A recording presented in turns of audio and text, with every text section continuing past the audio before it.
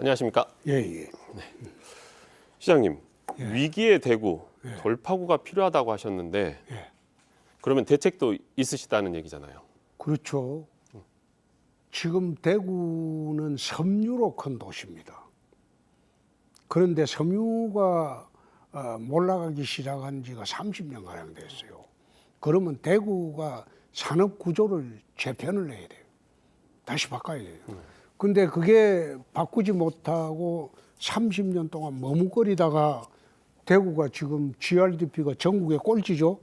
광주가 15이고 대구가 17입니다. 그래 돼 있으니까 과거 대한민국 3대 도시의 영광을 찾으려면 우선 공공기관을 혁신을 해야 되고 공공기관이 혁신이 돼야지 시민들에게 이제 같이 대구시를 살리자고 호소를 할 수 있는 근거가 되는 거죠. 그래서 대구를 다시 되살리기 위해서는 지금 미래 50년 사업을 본격적으로 지금 한 5달 전부터 제가 취임하고 난 뒤에 추진을 하고 있습니다. 네, 방금도 말씀하셨습니다만 공공기관 혁신, 공공기관의 대혁신이라는 건 어떤 의미일까요? 기본적으로 기득권 다 카르텔을 좀 타파하자는 거죠. 카르텔. 기득권 카르텔이죠. 지방 가면 지방에 있는 토고 세력들하고 전부 연대를 해가지고 행정기관들이 대부분 기득권 카르텔이 있습니다. 그 카르텔 속에서 인물도 개방 안 하고 경제도 개방 안 하고 우리끼리 하다가 지방이 오그러듭니다. 뭐 대구뿐만 아니라 광주도 그럴 겁니다. 그래서 이번에 제가 시장 되고 난 뒤에 기득권 카르텔을 타파한다. 그리고 인재도 이제 풀고 기업의 규제도 확 풀어버리고 그렇게 해서 대구에 기업하러 오는 기업이 지금 줄 서서 오려고 하고 있죠. 오고 있습니다. 그리고 인재도 대폭 이제 외부에서 수혜를 하고 있습니다. 그러니까 결국은 지방 도시가 발전하는 건 정말 튼튼한 건전한 기업들이 와서 살려야 되는데 그걸 지금 하신다는 거죠? 그렇죠. 그게 이제 광주도 해야 되고 대구도 해야 되는 것이 제가 늘 이제 주장을 해왔듯이 과거 6, 70년대에 한국의 경제 발전의 동력은 고속도로였어요. 고속도로가 지나가는데 다 발전이 됐거든요.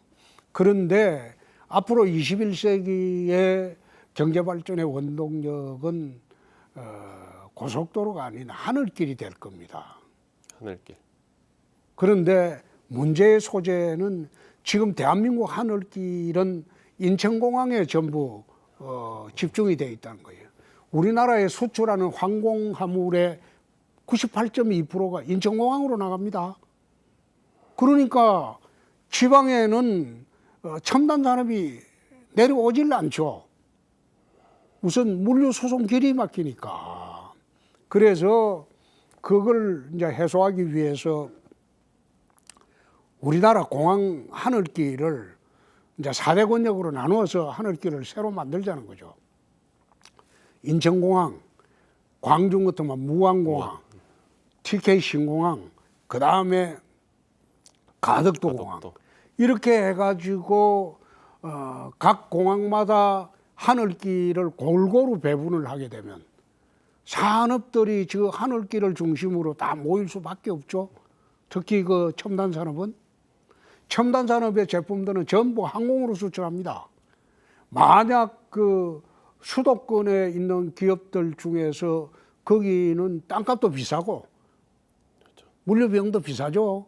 그런데 지방의 수도권의 절반도 안 되는 그런 비용으로 탄생하는 지역이 있다면 그걸로 가겠죠. 그럼 내려오게 되면 거기에 우리가 교육 인프라 해줘야 되고 의료, 문화, 그 다음에 주거 인프라를 새로 마련해 주게 되면 전국이 골고루 이제 발전을 하게 되는 거죠. 그래서 수도권에 지금 98.2%나 집중된 이런 여객 항공 수요를 지방으로 전부 골고루 배분하자는 거죠.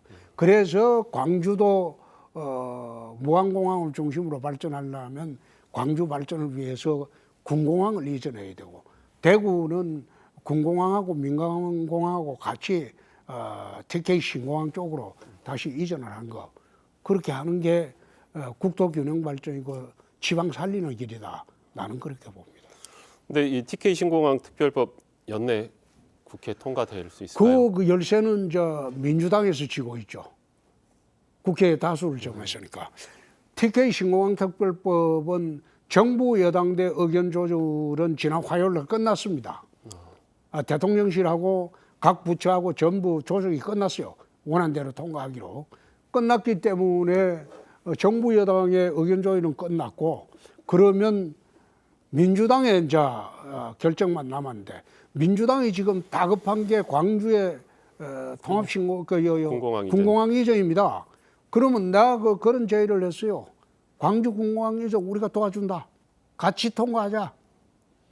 그러면 민주당이 우리를 도와주고 우리도 민주당 도와주고, 그게 제대로 된 정치 아닙니까? 그렇죠. 이제 정쟁은 하더라도 국민 민생에 관련되고 지역에서 거의 최우선 과제는 그 풀어주는 게 정치의 도리죠. 먹고 사는 일에는 그렇죠. 합심하자 이 말씀이죠. 그 같이 가야죠. 그래서 이번에 광주시당위원장 하던 분하고 그 광주 공항 이전 발의하신 송갑석 의원, 이정훈 의원, 그 다음에 이정훈이죠. 이병훈 의원, 네. 이병훈 의원하고 그 다음에 그 강기정 시장하고 오늘 다 합의를 했죠. 그래 하기로. 근데 이제 시장님 내용에 보니까 임기 내 1조 5천억 원의 채무 상환이라는 내용이 있어요. 이게 그렇죠. 1조 5천억. 네. 대명 굉장히 좋은데. 그게 내 경남지사를 하면서 1조 4천억을 3년 6개월 만에 돈을 받아 다 갚아가지고 경남도청이 아마 광역단체 사상 최초로 채무 제로가 됐어요. 빚을 다 갚았어요. 그 다음에는 마지막 도지사 하던 그 다음에는 한 100억 흑자를 냈어요. 적자 도정이 아니고. 그때는 경남에는 도유지 재산이 별로 많지 않아요. 도유지 재산이. 함양 같은 데 수백만 평의 산림이 있지만 그 팔아본들 100억이 안 돼요. 그래서 자산을 안 팔고 행정개혁, 재정개혁만으로 3년 6개월 만에 부채 1조 4천억을 갚았어요. 근데 대구시에 와보니까 지금 2조 한 4천억 빚이 돼요.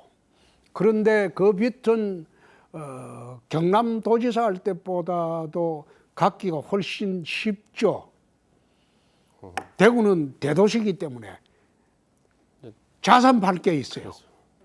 자산을 민간에 매각하고 민간이 거기에 개발하게 해주고 그 다음에 우리는 그 돈으로 빚 갚고 하는 자산 팔 게 있어요. 네?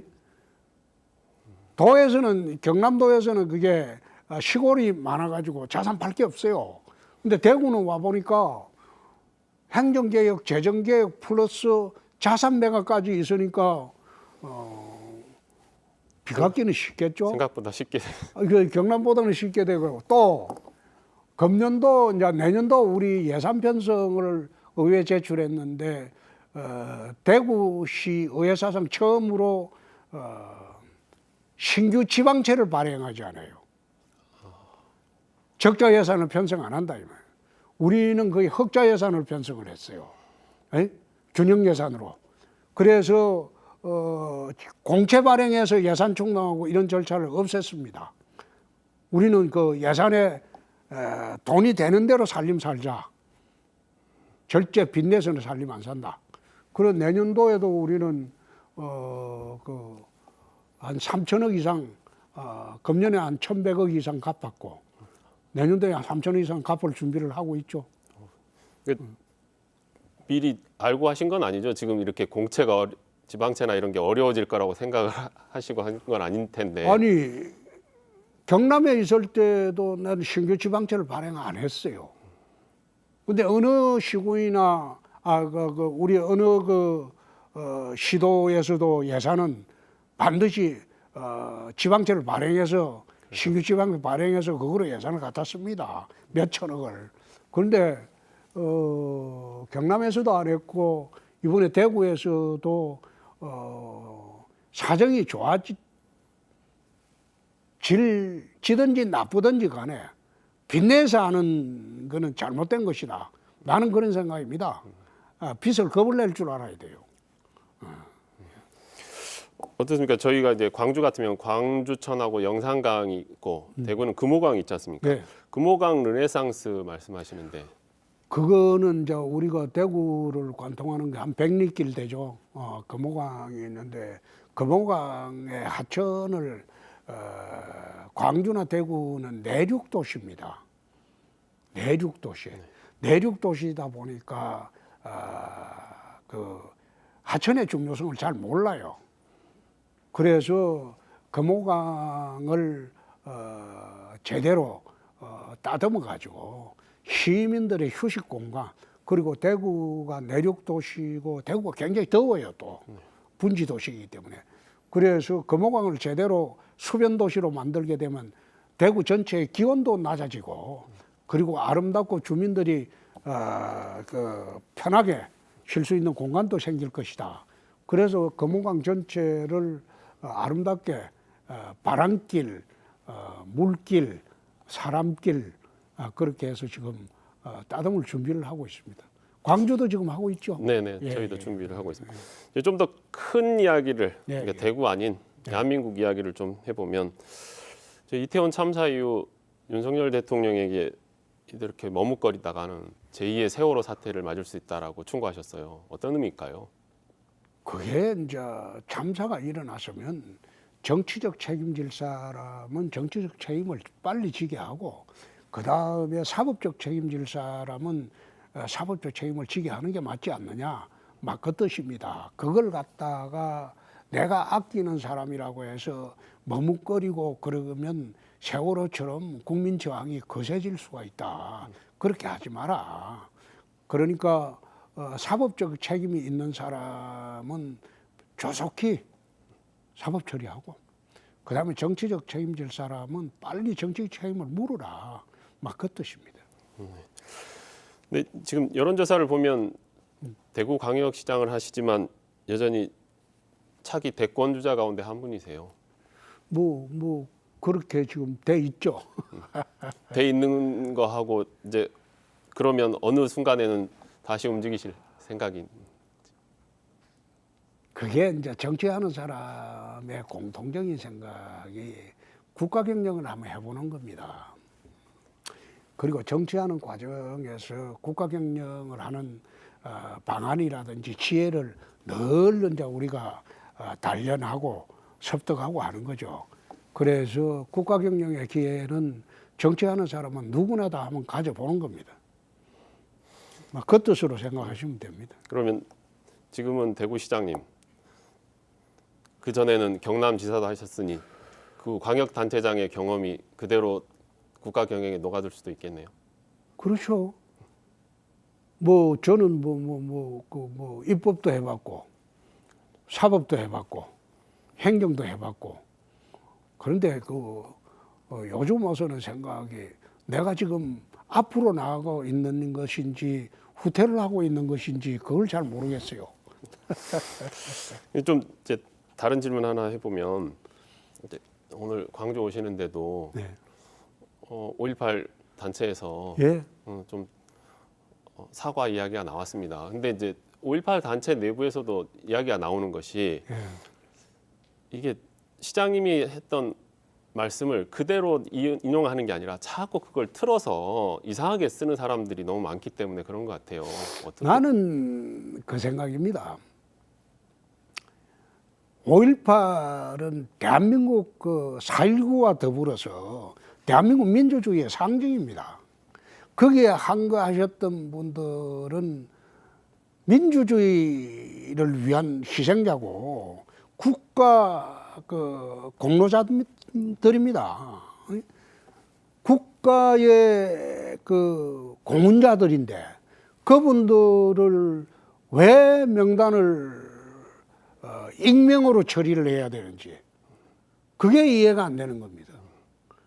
제대로 5.18 정신을 하려면 광주 가장 번화한 곳에 5.18 탑을 새로 세우고 거기다가 동판으로 그 당시에 희생했던 분들, 공로 있었던 분들 전부 새기고 그렇게 해서 기념하는 게 그게 한 방법이 아닐까.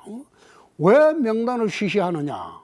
나는 그게 이해가 안 되는 겁니다. 안 된다는 겁니다. 우리가 독립유공자 명단 시시하는 거 봤어요? 그거 아니거든요. 그게 개인의 프라이버시 문제라면 명단을 시시해도 되겠죠? 그렇지 않잖아요. 그렇죠. 프라이버시 문제고 국가공로자인데 자손 대대 우리 선조가 한국의 민주주의를 위해서 희생을 했다. 청사에 남는 이름들이에요. 그 이름들을 왜 비공개를 해야 되는지 나는 이해가 안 된다 이 말이에요. 그래서 그 뜻으로 한 이야기예요. 그래서 당당하게 좀 드러내놓고 국민들한테 자랑스러운 이름들을 좀 기리는 그런 절차를 내야지 망월동 묘역에서만 기념식 하는 그것도 나는 잘못됐다고 봅니다. 5.18 민주화 운동 당시에 전부 일어섰던 사람은 광주 시민들 전체입니다. 네. 그 중에서 앞장섰던 사람들 희생자가 있을지 모르나 5.18 민주 그 항쟁에 가장 앞장섰던 사람은 광주 시민 전체죠. 그래서 그런 뜻으로 난 이야기를 했는데 자꾸 5.18 일부 단체에서 그것을 갖다가